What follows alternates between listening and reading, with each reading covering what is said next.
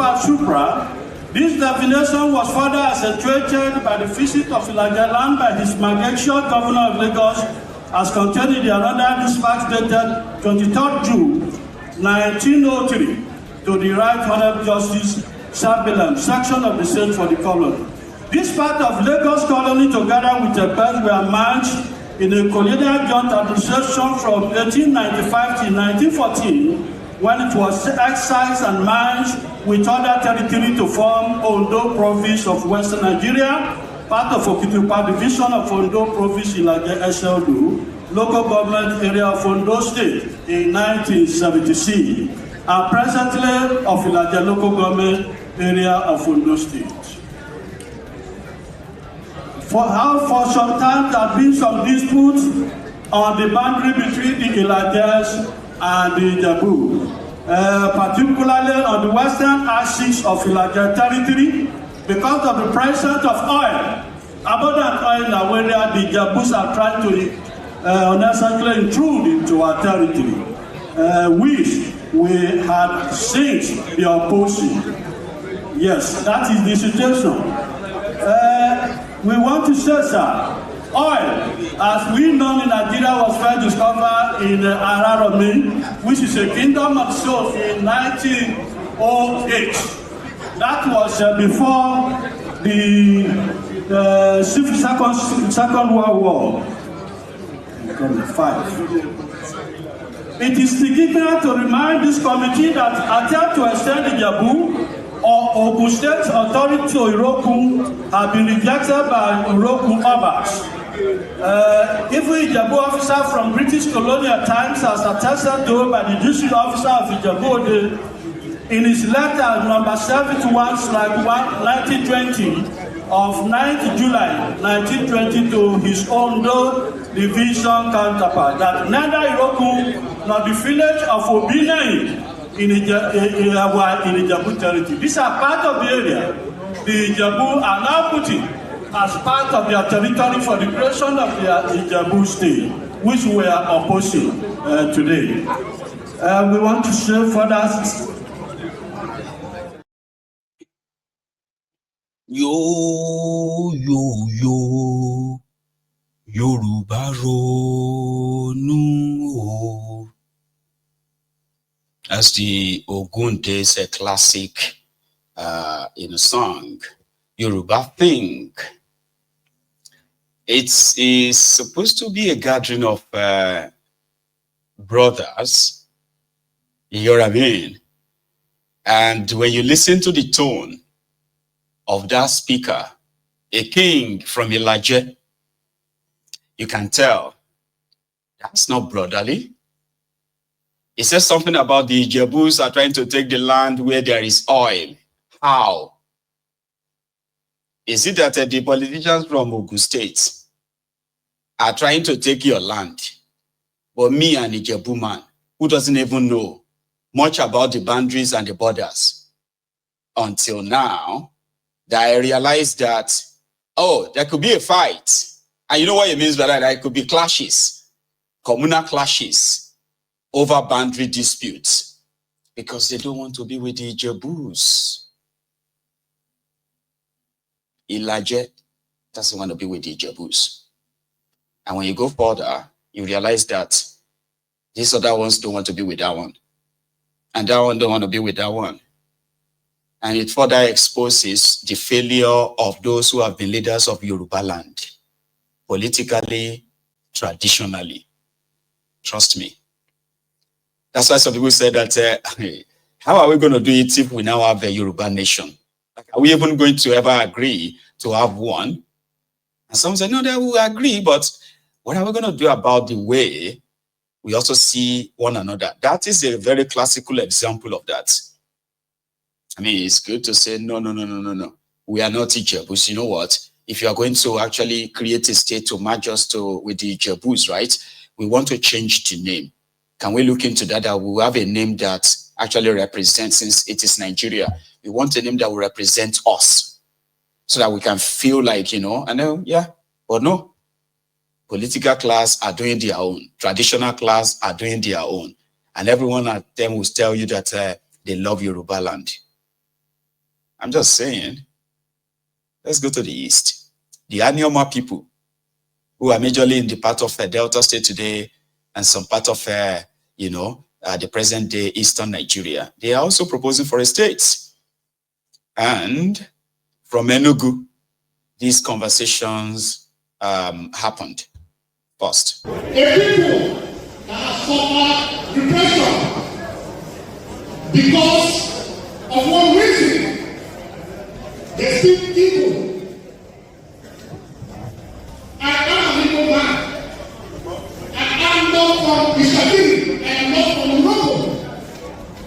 Therefore, I am an evil man.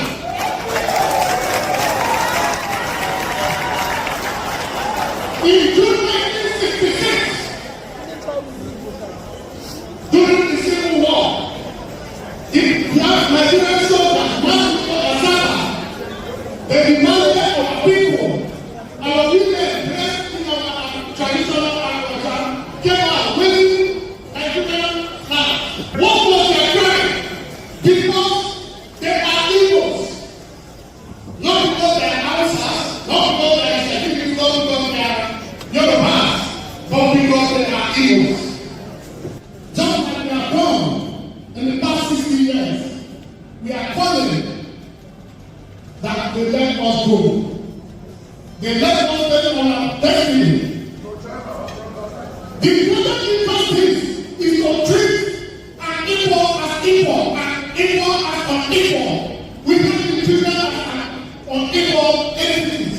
Therefore, we want to go. For the purposes of equity, we have said that our seats, the governmental movement of our seats, we have 107. The Southeast remains the only governmental movement that is 5. Please, don't see us. Can they let us join our brothers? We cannot outside, we cannot be secure, we cannot be brothers, we are equal.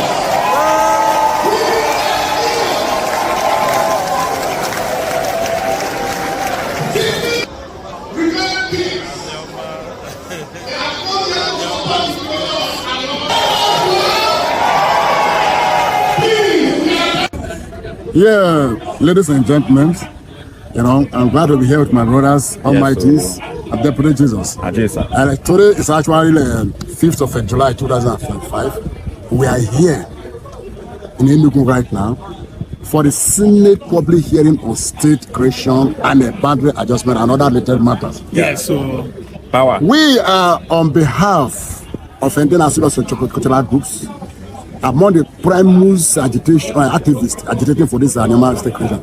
Animal state creation is a bomb. It's what we need. If any state must be created in the whole Nigeria now, it's only a matter of how socio-economic qualification, yes, political qualification, and historical qualification. Because the agitation of animal state beyond that Nwoko is just a young man compared to the agitation of animal state. So people are saying that it is a political agenda. No. Our political forefather like Osadepe, BC Jomas, and other have advocated Anoma, and it was not. It didn't happen in the present. But it will be their dream come true from their grave. Amen. We started. And we end it. So my people, Anoma state creation is beyond partisan politics of APC, PDP, whatever, and Nwoko. Exactly. So we have a lot of things to make it work. Oil, land, everything is Anioma. Please, Anioma is a go. Sounds good, yeah? Right. There is more. I love the guy that spoke first, by the way, in the gathering and told them that, listen, we are Igbos. We should be proud. Nobody should feel somehow because you are an Igbo person, try to want to impress anyone or want to. No. If Nigeria doesn't want us, let us go. He said it at the gathering. Right? And they, like other places, they have all their National Assembly members, the State House of Assembly members, their politicians, their elder, their traditional rulers, everybody was supposed to be in the hall. This is the second part. Policing to create or make provision for the creation of state police in Nigeria. Say hi. Those against the name. The eyes have it. Today, I say this with all sense of responsibility. There are some gathering me that brought me here, but they know I'm saying it. Because it's not easy anymore. If you go from Enugu to Onitsha, you will pass over 20 checkpoints. True of us, we are treated like a people defeated and under siege. In a country that is supposed to be independent, we are not being it. If there is anybody who needs this state police, it is Igbo land. I want to speak with all the residuary powers that I have as an expired bill of Igbo land. That we unanimously support the creation of state police. And by the same token, I ask our people, choose governors that appear good. Choose governors that will deliver. The governor of Enugu State came to my house. I told him he didn't win an election, but God wanted him to do governor. And he is. That is what they can do. I know what we call the anoma block. Our anoma break. It is wasting there. So we can do that. We have notable things in the banking industry. At least some of them are in our place. Talk of manpower. I know it less a diverse profession that really professionals. And all of us know that those who are professionals in the number are distinguished than others below the line.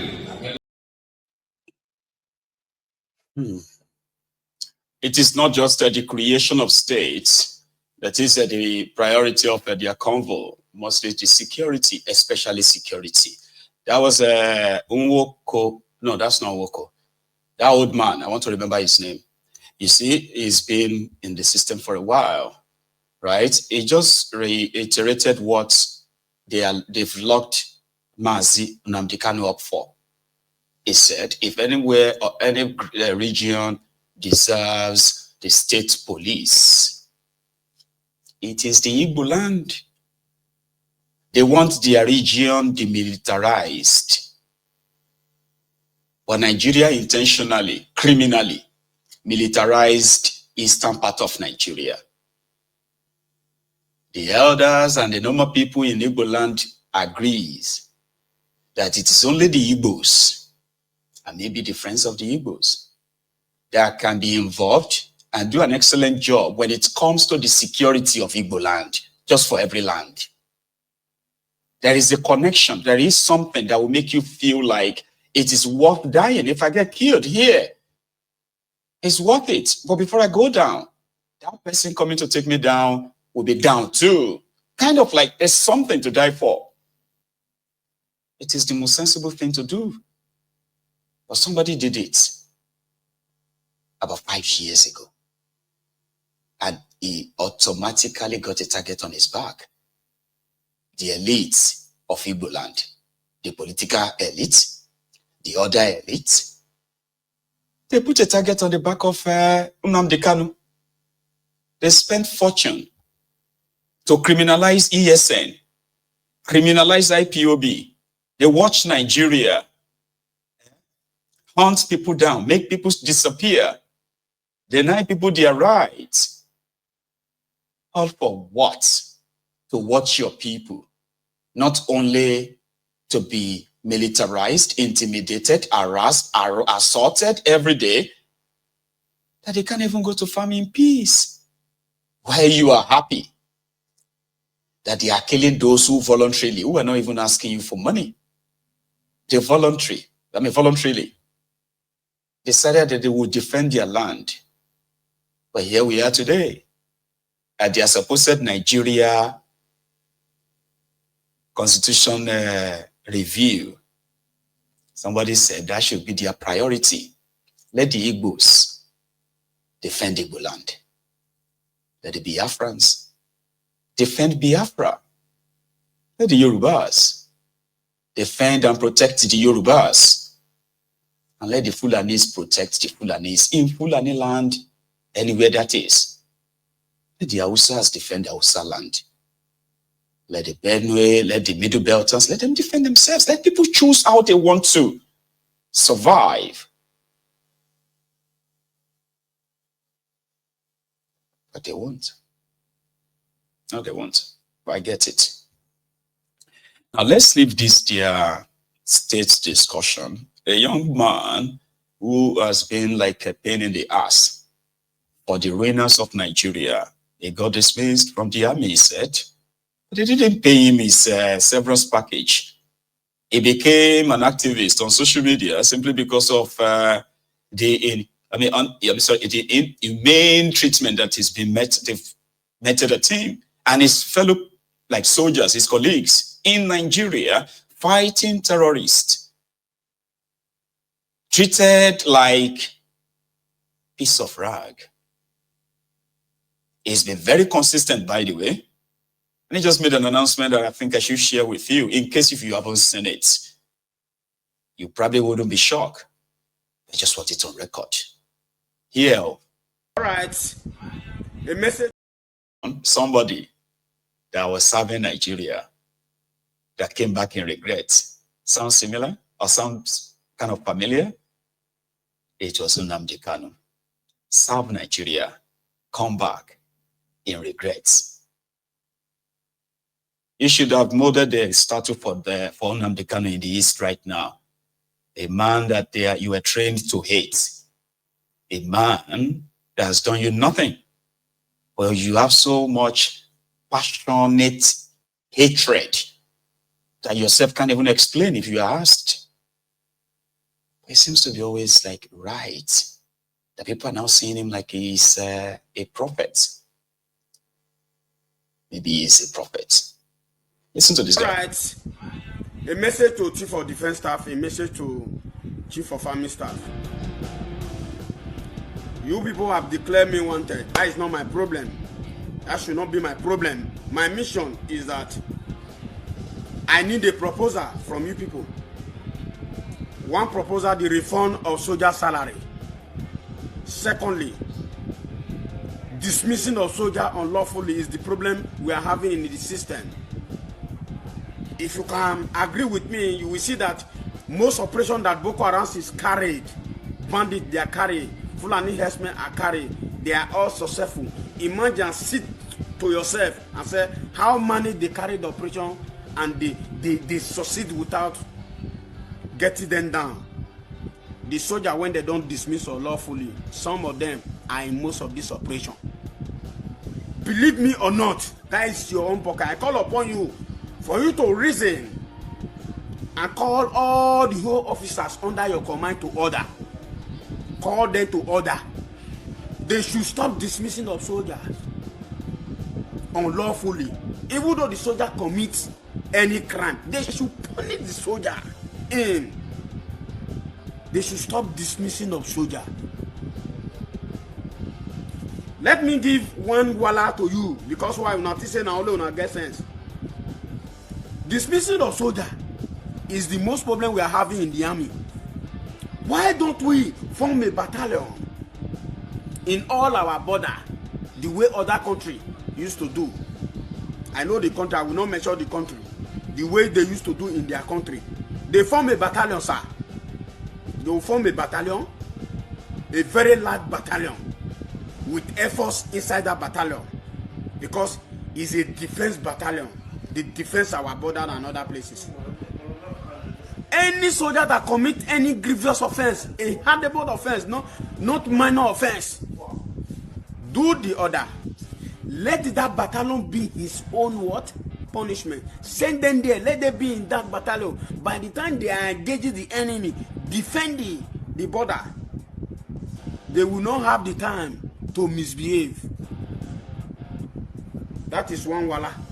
You dismiss soldier when you don't already know how to fire weapon, you don't already know how to prepare a bomb, you don't already know how to operate all the whole supporting weapon. You dismiss them to the street. What do you expect making they do? Which work you say making go they do? na number one problem be that. I call upon the chief of defense staff, chief of army staff. They should stop dismissing of soldiers. No matter what that soldier commit, no matter what he commit, let it be pardoned, so that our problem, nobody will know they commit crime. Even the officer who they do the other, they commit crime. The money when they chop, they steal, they chop for soldier, not be crime with that. Terrorists attack location, you no gree, give order, make they go destroy every